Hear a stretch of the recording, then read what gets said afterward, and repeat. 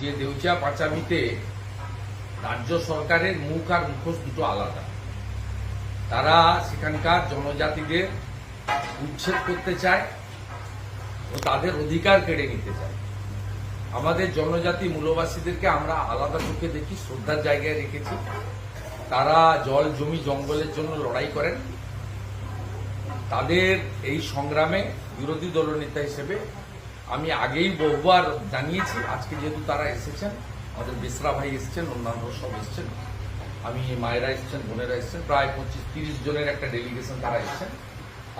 আমি তাদের পাশে আছি এবং তারা আগামীকাল কিছু কর্মসূচি ঘোষণা করবেন, সেটা তারা নিজেরা করবেন, সেটা আমি বলছি না।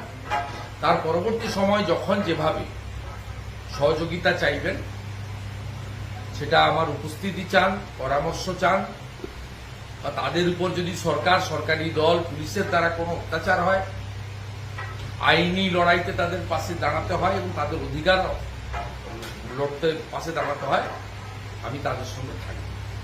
আমি তাদেরকে জোহার জানাচ্ছি এবং তাদের এই সংগ্রাম সফল হোক এবং পশ্চিমবঙ্গ সরকার অনতিবিলম্বে কোনো আলোচনা ছাড়াই তারা কালকে যে দাবিগুলো জনসমক্ষে আনবেন পূরণ করে তারপরে আপনারা এগোন।